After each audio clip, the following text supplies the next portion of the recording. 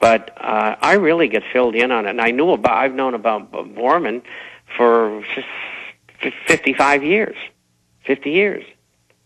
You never talked about that here. Was that because of national security? They can't hold it in any longer. Yeah. Well, you're right, Bob. They can't hold it in any longer. But it's just so incredible that Hitler was created by the British and U.S. government on record. There's a book called Hitler at Versailles by Leon Degrelle. And Hitler was born at Versailles. And the whole thing was set up, the reparation movement, the depression in Germany during the 1920s, the evolution of Mussolini from being a communist into a fascist, and then the ascension of Adolf Hitler with money from Paris, London, New York, the Bushes, and their family, etc. The whole thing was a setup. And all those people get killed for nothing. Well, that also came out in the McCormick-Dickstein Committee with Major General Smedley Butler of the Marine Corps.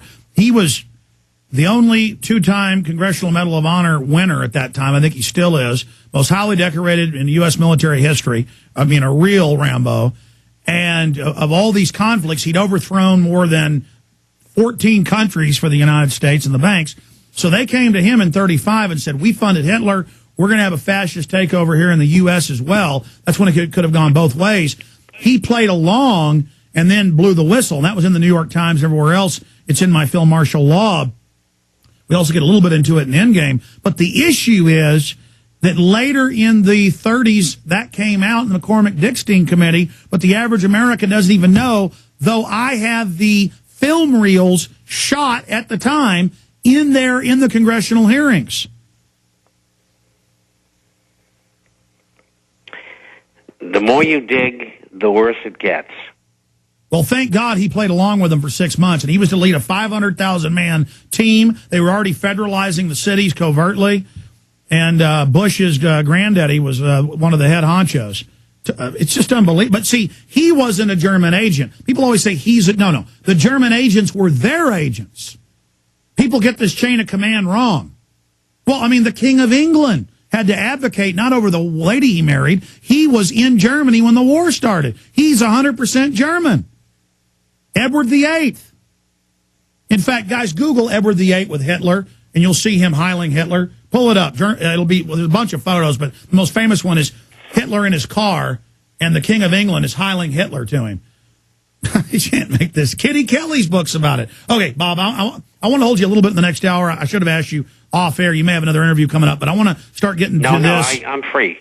Okay, and good. I want to say one more thing, and that is the book, Hitler Born at Versailles by Leon Degrelle. I knew Leon Degrelle very, very well. He was a good friend of mine, and he was the head of the Wallonian Division in the SS during the war. And he was one of the people who really filled me in on what went on. And I financed that book. Amazing. So you've been not violating your national security letter, but leaking a bit out so people could learn about that. Well, listen, one of my grandfathers was a lease hound, just mid-level, working for the oil companies, out trying to get folks to lease their land to him in West Texas and New Mexico. And he said after World War II, there were more Germans in many of those towns than there were Americans. And they'd be in the bars and the steakhouses. And he said he'd see Germans he'd seen in newsreels just walking around with CIA people all over the place at these military bases, because that'd be the only place to go eat when you're out driving around the middle of nowhere in New Mexico or West Texas. And he was telling me about this stuff, and he wasn't in intelligence.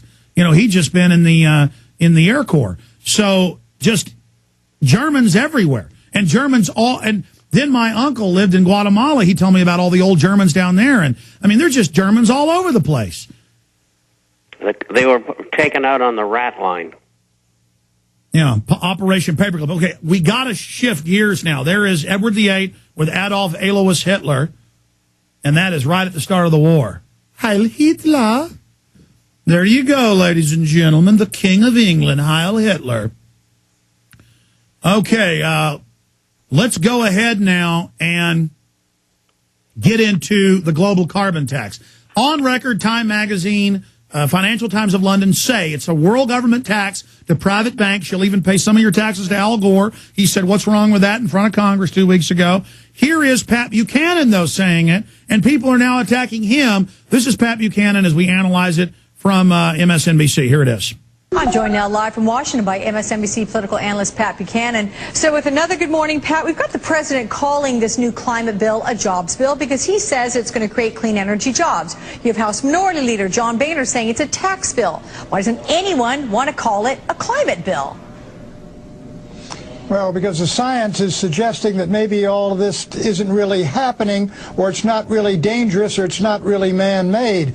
Barack Obama, the president, was right when he said we shouldn't be afraid of the future. That is how this bill got passed, through fear. We're all going to change. The climate's going to change. The oceans are going to rise. Our cities are going to be underwater. But more and more science is coming forward to say this is a hoax and a scam, which is designed to transfer wealth and power from the private sector to the government sector, and from the government of the United States to a world government, which is what we're going to get in Copenhagen when we get the Kyoto 2 agreement. Okay, here come the emails. Anyway, Pat, you know, when the bill passed, okay, that's enough of it. Republicans broke into a sort of... We've got links to it up on Infowars.com and PresentPlanet.com. Again, mainstream news articles, I've got dozens of them in my film, The Obama Deception, blow-ups of the articles. They're saying world government, but then if we say we don't want world government, Bob, they say we're kooks and it doesn't exist. Well, we just keep on telling the people, and they'll catch on. Absolutely. Folks, get the Obama Deception on DVD at Infowars.com today. Get this, have viewing parties, show it to everybody. It shows you this guy is the closer. He's the closer for the globalists to bring us into bankruptcy so the private bankers can own our butts. Get the Obama Deception at Infowars.com today.